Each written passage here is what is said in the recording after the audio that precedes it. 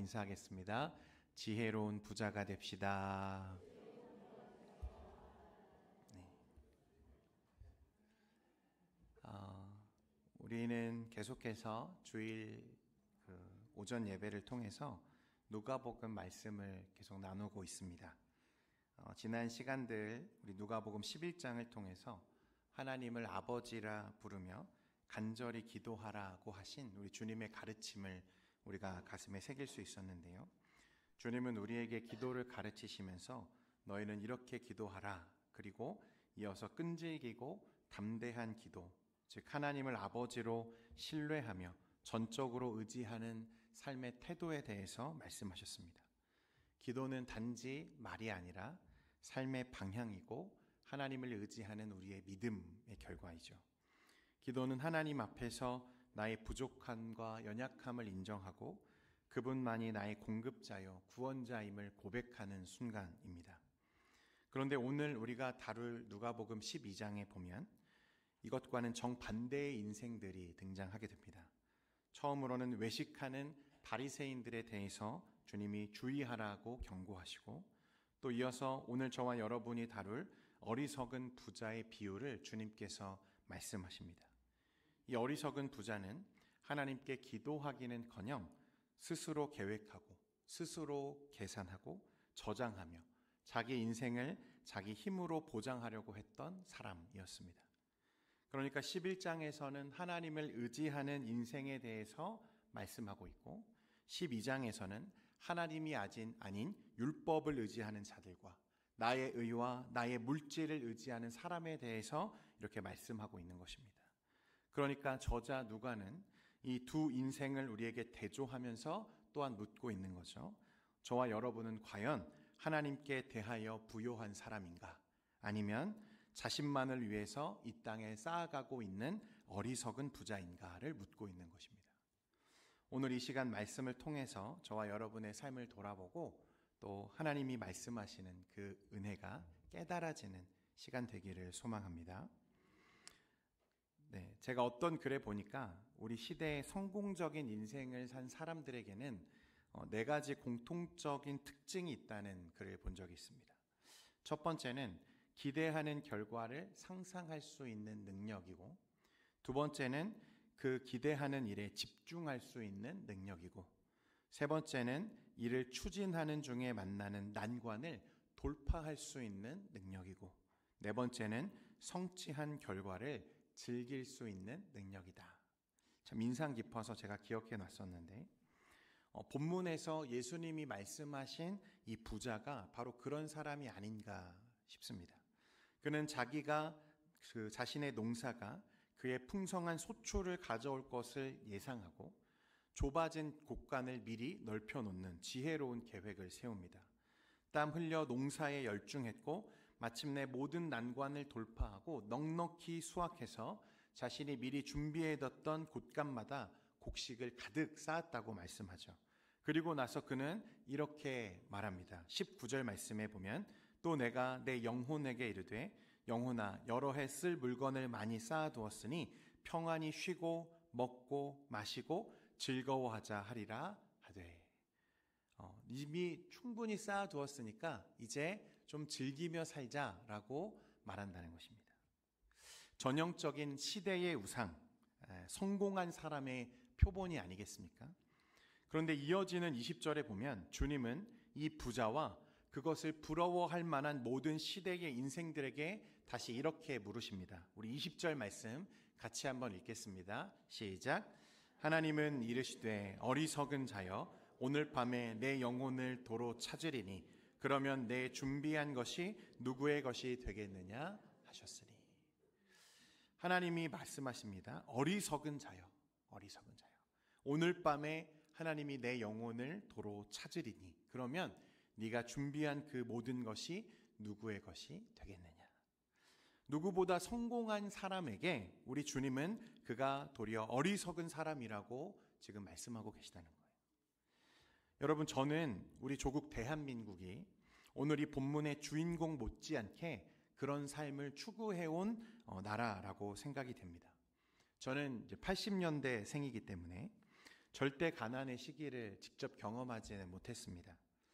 사실 이 자리에 계시는 우리 성도님들은 저보다 그 시대를 잘 아시죠. 우리 사회의 눈부신 발전과 성장을 몸소 이루고 온 주역들이 우리 성도님이라고 전 생각합니다. 전과 후를 놓고 보면 이게 과연 같은 나라가 맞는가 싶을 만큼 눈부신 성장을 이루어 왔죠.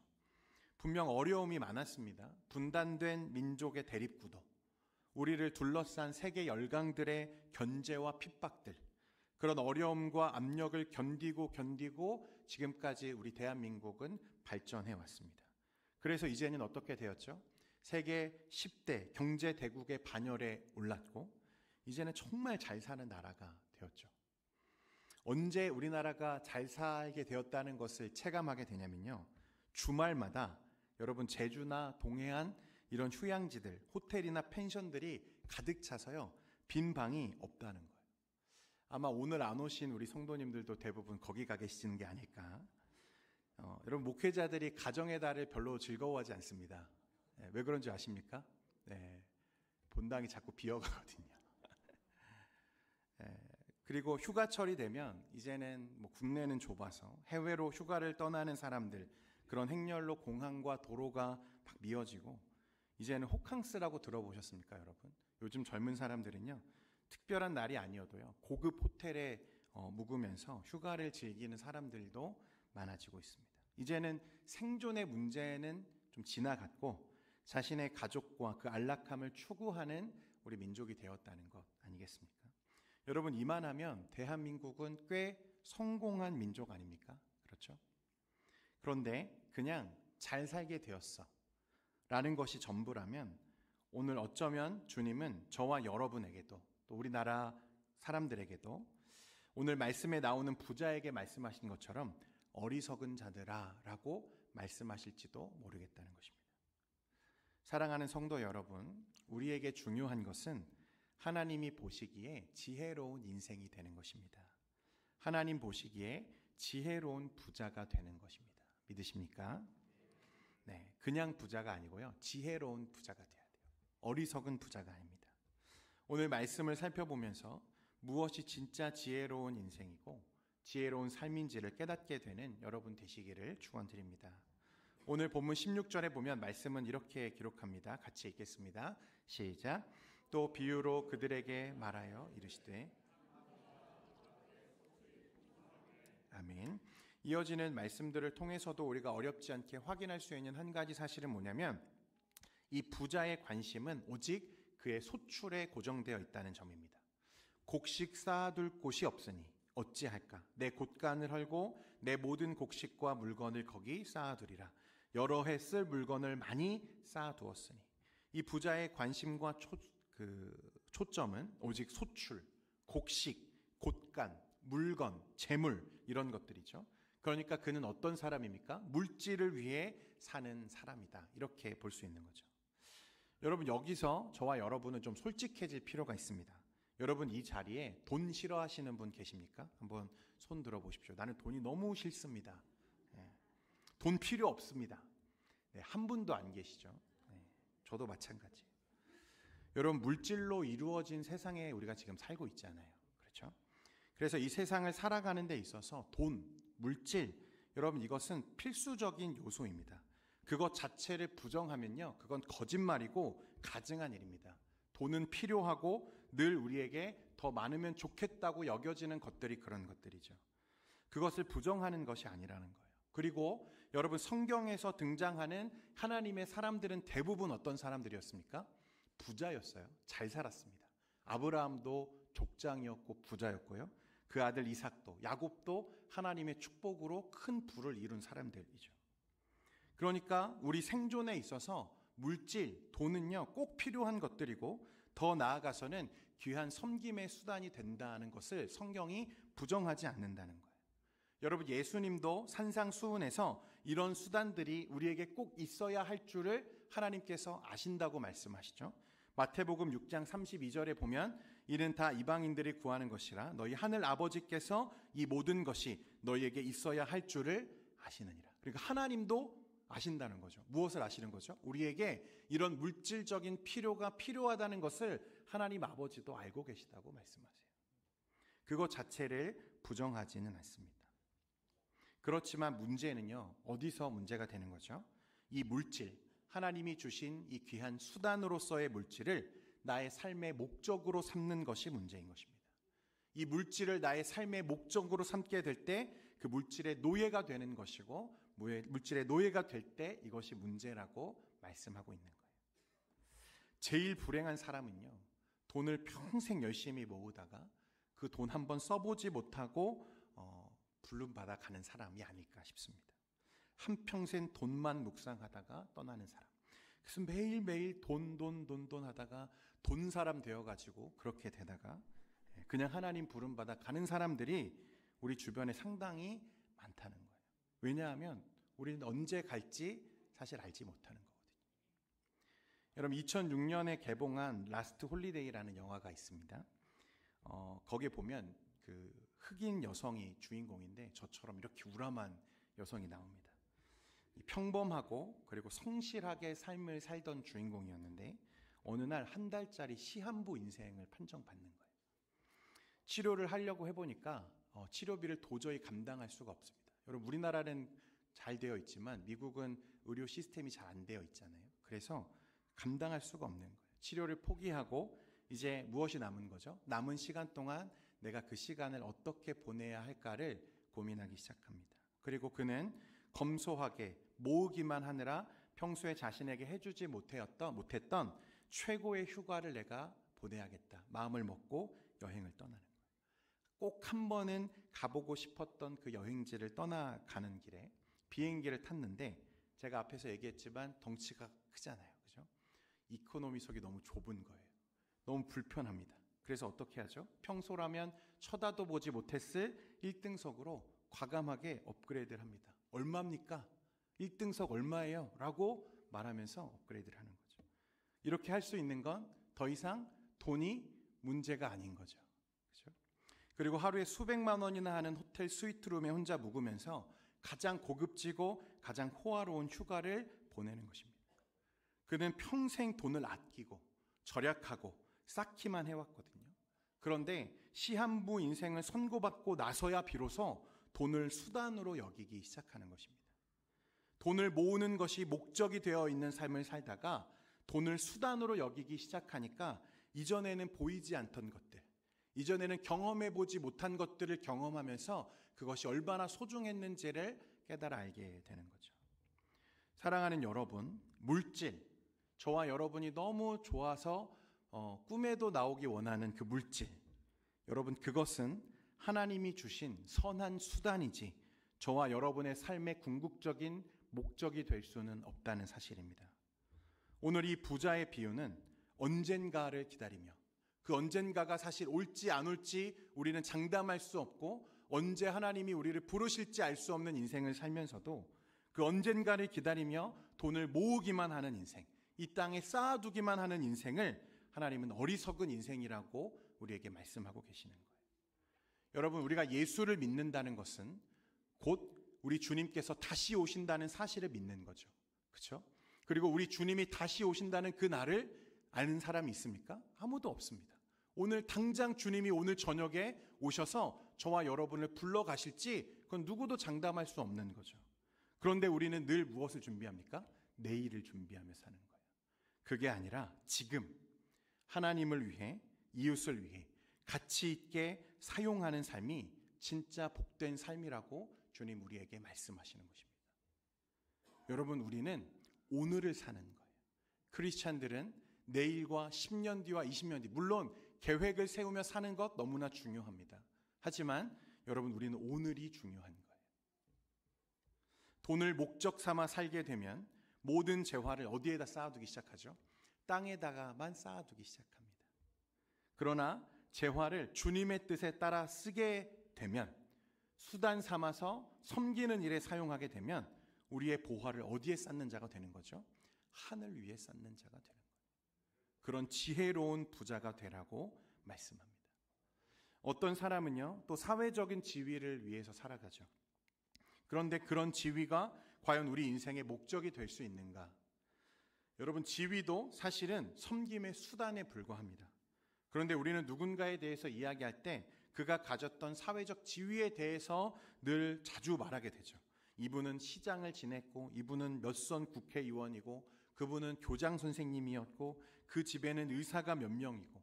그런데 그 지위에서 사람들을 어떻게 섬겼는지에 대해서는 잘 말하지 않는 것 같아요. 여러분, 우리가 가진 지위는, 사회적인 지위는 다른 사람들, 이 사회를 섬기기 위한 수단이어야지 목적이 아니라는 것을 기억하시기 바랍니다. 그러니까 그저 그 지위를 얻는 것만으로 우리의 자랑이 될 수 있는가 하는 거예요. 여러분, 대통령도 다 같은 대통령이 아니죠. 존경받을 만한 일을 해야 존경받는 대통령이 되는 것입니다. 여러분, 목사가 되는 것보다 중요한 것은 무엇이냐면 어떤 목사가 되는가 하는 거예요. 제가 존경하는 제 은사님이시었던 이 정성구 박사님이 제가 처음 신학교에 입학하는 그날 예배 시간에 그런 말씀을 했어요. 여러분, 목사가 되려고 하지 말고 사람이 되십시오. 여러분, 목사가 되려고 노력하지 말고 먼저 신자가 되십시오. 이게 총신대학교의 교훈입니다, 여러분. 그러니까 목사가 되는 게 중요한 게 아니라, 사회적인 지위를 우리가 얻는 게 중요한 게 아니라 어떤 삶을 사느냐가 더 중요하고 우리의 목적이 되어야 한다고 말씀하고 있는 거예요. 여러분, 그러니 절대 여러분들의 자녀들에게 이 사회적 지위를 인생의 목적처럼 가르치지 마십시오. 그것은 인생을 여러분 불행하게 만드는 지름길입니다. 의사가 되면 뭐 합니까? 여러분, 판사가 되면 뭐 할까요? 그 안에 정직함이 없고 정의로움이 없고 복음이 없고 생명이 없고 말씀이 없으면 아무런 의미가 없다는 것입니다. 여러분, 우리가 소망하는 건강도 마찬가지죠. 잘 살기 위해서 건강은 꼭 필요한 요소입니다. 그러나 그 건강한 몸으로 오래오래 살면서 민폐만 끼치다 가면 그것이 어떻게 자랑이 될 수 있겠냐는 거예요. 여러분, 오죽하면 우리가 수죽다욕이란 말 많이 사용하죠. 오래 살다 보니까 우리가 보지 않아도 될 일들을 많이 보게 된다는 말 아닙니까? 여러분, 반면에 우리 예수님은요 30대 초반까지밖에 못 사셨죠. 그러나 누구도 예수님의 삶을 불행한 인생이라고 말하지 않습니다. 왜냐하면 그분은 삶의 목적을 이루는 인생을 사셨기 때문에 그런 거예요. 요한복음 17장 4절에 자신의 죽음을 앞둔 예수님이 어떻게 고백했는지 여러분 말씀해 보십시오. 아버지께서 내게 하라고 주신 일을 내가 이루어 아버지를 이 세상에서 영화롭게 하였사오니. 이것이 주님의 고백이었습니다. 여러분, 그 수단이 목적이 될 때 그것이 우리의 우상이 되고 어리석은 인생을 살게 만드는 거예요. 그러니까 수단은 무엇으로요?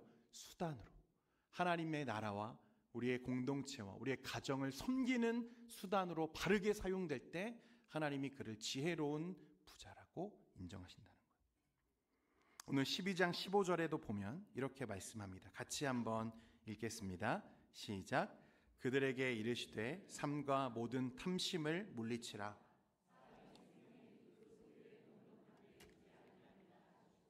아멘.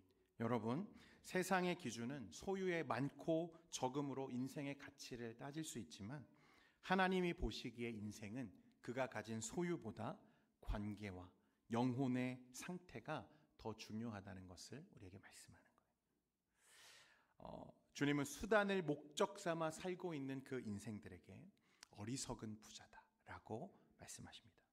계속해서 말씀해 보면 또 어리석은 인생은 또 어떤 것인가? 17절부터 19절까지 말씀해 보면요. 여러분 말씀해 보면 심중에 생각하여 이르되 내가 곡식 쌓아 둘 곳이 없으니 어찌할까 하고 또 이르되 내가 이렇게 하리라 내 곡간을 헐고 더 크게 짓고 내 모든 곡식과 물건을 거기 쌓아두리라. 또 내가 내 영혼에게 이르되 영혼아 여러 해 쓸 물건을 많이 쌓아두었으니 평안히 쉬고 먹고 마시고 즐거워하자 하리라 하되. 여러분, 계속해서 반복되는 단어가 뭐예요? 내가 내 영혼에게, 내 곡간, 내 곡식. 짧은 몇 절 안에 나라고 하는 이 단어가요 6번이나 등장합니다. 여러분, 반면에 하나님에 대한 언급은 한 번도 없고 이웃은 보이지 않으며 오직 자기 자신만이 중심인 거죠. 여기서 여러분 중요한 사실을 깨달아야 되는데 바로 이 자기 중심성이 성경이 말하는 죄의 본질적인 핵심과 연결되어 있다는 거예요. 나, 오직 나. 이 부자는 자신이 얼마나 부유한지를 기준으로 앞으로 인생이 얼마나 평안할지를 스스로 결정합니다. 내 영혼아, 여러 해 쓸 물건을 많이 쌓아두었으니 평안히 쉬고. 그는 심지어 자신의 영혼조차도 누구의 것이라고 말하죠? 스스로 내 것이라고 말하고 있다는 거예요. 하나님이 주신 생명임에도 불구하고 마치 자신의 통제 안에 있는 자산처럼 자신의 생명을 취급하고 있는 것을 보게 됩니다. 가장 어리석은 인생은 바로 이런 인생이에요. 주님은 그날 밤, 바로 그날에 하나님이 너의 영혼을 거두어 가시면 너의 소유가 누구의 것이 되겠느냐고 물으십니다. 여러분, 물질의 문제가 아니라는 거예요. 중심의 문제입니다. 내가 중심이 되어 있는 인생은 나를 위해 나의 것을 준비하지만 하나님이 그 중심에 있는 인생은 하나님을 위해 나의 것을 흘려보내는 자들이라고 말씀하고 있는 거예요. 오늘 이야기의 결론과 같은 말씀이 21절입니다. 같이 한번 읽겠습니다. 21절입니다. 시작. 자기를 위하여 재물을 쌓아두고 하나님께 대하여 부요하지 못한 자가 이와 같으니라. 아멘. 예수님은 이 사람이 이 땅에서는 부요한지 몰라도 하나님께 대하여는 부요하지 못한 자라고 말씀하십니다. 주 안에 사랑하는 성도 여러분, 그러므로 지혜로운 부자들 되시기를 축원드립니다. 하나님께 대하여 부요한 여러분 되시기를 원해요. 마태복음 6장에 보면 20절과 21절에 오직 너희를 위하여 보물을 어디에 쌓아두라? 하늘에 쌓아두라. 거기는 좀이나 동록이 해하지 못하며 도둑이 구멍을 뚫지도 못하고 도둑질도 못하느니라. 내 보물이 있는 그곳에 내 마음도 있다고 주님 말씀하십니다. 예전에요, 제가 목회자가 될 것인가 아니면 선교사가 돼야 할 것인가, 하나님께 내 인생을 드리긴 해야겠는데 목회자가 될까 아니면 선교사가 될까를 잠깐 고민한 적이 있습니다. 그래서 그때 여러 이 선교지를 좀 방문하고 선교사님들을 조금 만나고 그랬던 시간들이 있는데, 한 번은 캄보디아에 선교를 갔다가 한 선교사님 부부를 만나게 되었어요. 임만호 선교사님과 김효선 선교사님이란 분인데 너무 귀한 사역을 하고 계시는 분들입니다. 이분들은 2003년 이 캄보디아 프놈펜의 왕궁 근처 빈민촌에서 학생 20명을 데리고 공부방을 열어서 무상 교육을 이제 시키기 시작하셨어요. 여러분, 캄보디아 하면 당장 떠오르는 것이 이제 킬링필드잖아요. 그렇죠? 그래서 폴포트 정권 때 거의 모든 국가 재반이 다 무너져 내렸고 100년 대계라고 말하는 교육과 인재가 다 말살되었습니다. 그 바람에 여전히 가난에서 벗어나지 못하는 이 비참한 현실을 살고 있죠. 그 중에서도 가장 가난한 자들, 이 빈민들, 단돈 15불이 없어서 자녀들에게 배움의 기회조차 주지 못하는 이 가난한 이 빈민촌에서 공부방을 시작하셨어요. 그런데 선교사님이 공부방을 열자마자 불과 2년, 3년도 채 안 돼서 학생이 200명으로 늘어났습니다. 200명으로. 그런데 2006년 즈음에 어떤 일이 있었냐면 이 지역의 도시 개발 정책이 발표되면서요, 주변 이제 개발 계획에 따라서 빈민촌이 도시 외곽 지역으로 강제 이주되는 일이 일어납니다. 사실상 강제 철거죠. 쫓겨난 것입니다. 그나마 있던 집 한 칸조차도 잃어버린 채 갈 곳이 없어진 빈민들. 이 절망으로 인해서 참 어려운 시간들을 겪었다는 거예요. 그런데 이때 이 지역을 누가 방문하게 되냐면 이 생명샘교회의 박장준 집사님이 이 캄보디아를 방문하게 됩니다. 이 생명샘교회는 통합측 교회인데, 여러분 혹시 메가스터디 아십니까? 메가스터디. 우리 예전에는 이 손사탐으로 저희 때는 유명했는데, 메가스터디가 설립되고 인터넷 온라인 강의가 시작되는 시점에요, 공명 박장준이라는 강사가 굉장히 유명했습니다. 이분이 집사님이었던 거죠. 그리고 요즘은 일타 강사다 이렇게 말하는데, 그 당시에 수리 영역에 있어서 가장 유명한 강사 중에 한 분이었어요. 이분이 이제 그때 인터넷 강의로 돈을 엄청 많이 벌었습니다. 부자죠. 이분이 캄보디아에서 선교사님을 만나고 선교사님의 사역과 이 교육 비전에 대해서 이야기를 듣다가 이곳에 자신의 발걸음을 인도하신 하나님의 걸음, 하나님의 인도하심을 본인이 느끼기 시작합니다. 그래서 이 선교사님에게 뭐라고 말하냐면, 하나님이 나에게 이때 이런 많은 물질과 부를 주신 이유는 아마 이때를 위함이었나 봅니다 라고 말하면서 이 집사님의 전폭적인 지원으로 그 빈민가 한가운데 가장 가난하고 가장 어둡고 가장 절망스러운 그 지역에 한가운데 희망학교라는 학교가 세워졌어요. 혹시 사진 있습니까? 네, 정말 예쁜 학교죠, 여러분. 실제로 가보면 놀랄 수밖에 없어요. 학교는 너무 예쁘잖아요. 그런데 저 지역 주변이 다 뭐냐면 빈민촌이에요. 쓰레기장입니다.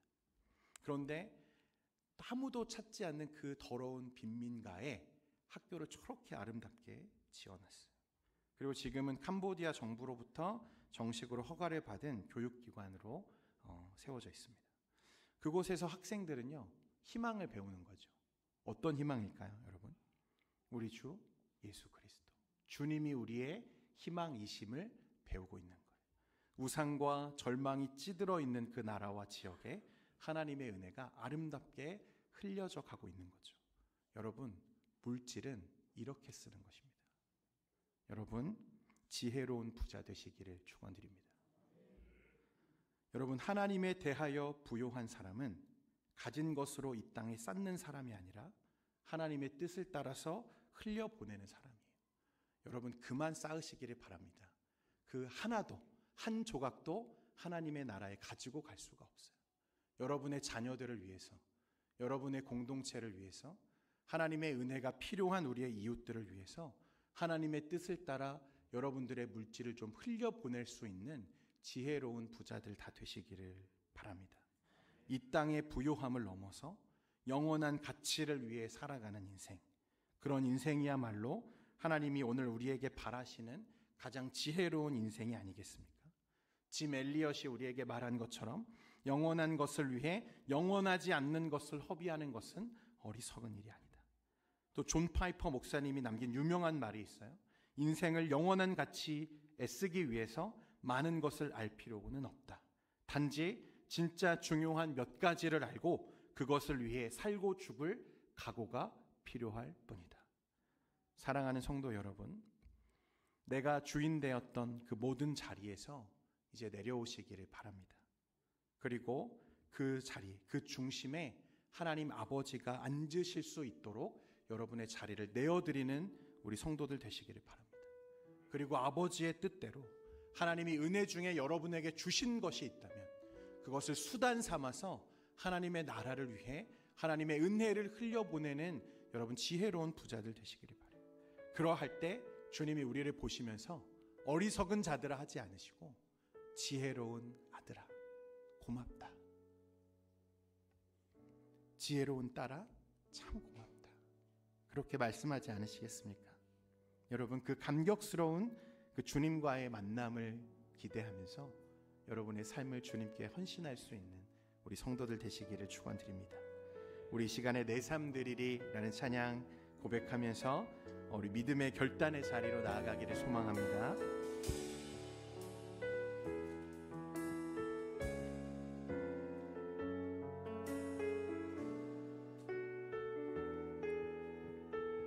소망 없는 내 삶에, 소망 없는 내 삶에 새 생명 허락하시 날 향한 주님의 은혜, 놀라운 주님의 사랑, 삶의 문제에 힘겨워 눈물만 흘릴 때 날 안아주시는 주님, 한없는 주님의 우리 시간 자리에서 일어나 하나님을 찬양하기 원합니다. 나 찬양하네 나의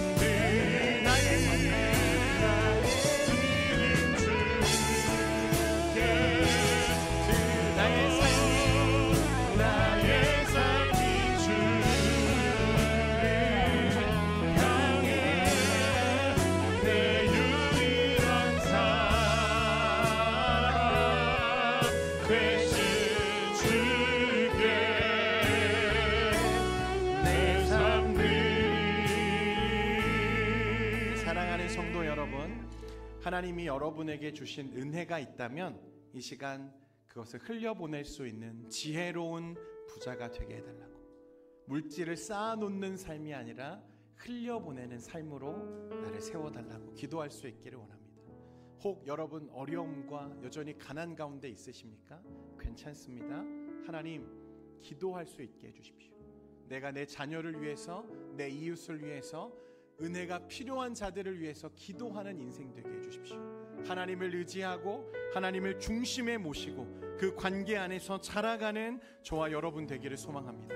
이 시간 기도할 때 하나님, 내 중심에서 내가 내려갑니다. 주님이 나의 중심 되어 주시고 하나님을 의지하는 삶 가운데 하나님의 은혜를 흘려보내는 믿음의 삶을 살게 하여 주옵소서. 이 시간에 결단하며 기도의 자리로 나아갑니다. 기도하겠습니다. 주여, 하나님, 나의 믿음이 주님께 있습니다. 나의 삶을 주님께 맡깁니다. 나의 유일한 사랑 되시는 주님께 나의 모든 감사와 찬양을 드립니다. 하나님, 이제 내가 주인 되었던 나의 모든 삶의 자리에서 내가 내려갑니다. 하나님, 나를 위해 쌓았던 그 모든 삶의 교만들이 주여 무너지게 하시고 오직 주의 말씀과 은혜로 충만하게 채워지는 우리의 삶의 능력들 되게 하여 주옵소서. 하나님, 받은 은혜가 있다면 하나님, 주님의 뜻 가운데 흘려보낼 수 있는 믿음의 사람들 다 되기를 간절히 소망합니다. 주여, 역사하시고 은혜 가운데 충만하게 인도하여 주시옵소서. 우리의 삶이 주님을 향하고 주님께 드려지는 하나님 앞에 지혜로운 부자들 되기를 간구하오니 주여 함께 하시고 지혜로 인도하여 주시옵소서. 존귀하신 하나님 아버지, 오늘 어리석은 부자와 같이 이 땅에 보화를 잔뜩 쌓아놓고 이제는 내 영혼이 안전하다고 자만하고 교만했던 그 인생들처럼 하나님, 우리가 그동안 그렇게 나의 삶에 쌓여진 것들과 물질과 나의 수단들을 목적 삼아 살면서 그렇게 내 영혼이 안전하다 여기지 않았는지 주님 이 시간 돌아보게 하시니 감사합니다. 하나님, 내가 내 삶의 주인 되었던 모든 자리에서 이제 내려갑니다. 주님만이 나의 주인이시고 주님만이 나의 중심이십니다.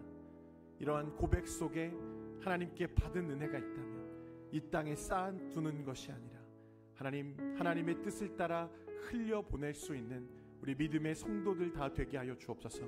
지혜로운 부자 되게 하셔서 하나님, 하나님을 향해 그 빛나는 삶을 살며 영광을 돌리며 하나님을 존귀하게 드러내는 우리의 복된 삶이 다 되게 하시고 주님, 이 자리에 걱정과 근심과 약함 가운데 있는 우리 성도들이 있다면 주여 은혜를 더하셔서 일어나게 하시고 이제는 기도하는 인생으로 주님, 자녀를 세우고 가정을 섬기며 나아가는 우리의 복된 삶이 되게 하여 주옵소서.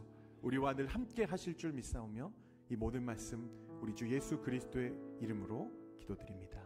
아멘. 이제는 우리 주 예수 그리스도의 은혜와 아버지 하나님의 극진하신 사랑과 성령님의 위로 교통 충만케 하심이 지혜로운 부자 되어서 하나님의 은혜를 흘려보내는 삶 살기를 원하는 여기 모인 모든 주의 권속들과 백성들 머리머리 위에 이제로부터 영원토록 항상 함께 있을지어다. 아멘.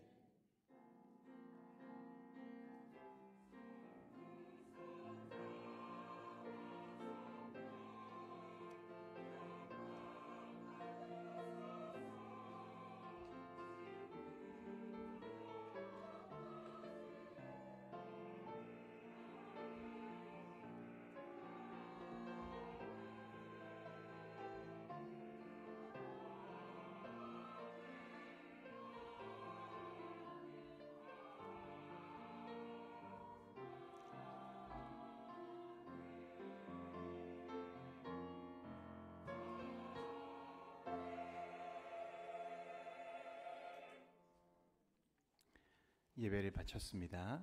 이어서 임시 공동의회를 진행하겠습니다. 본 교회의 등록 교인 중에 입교, 세례 교인 이상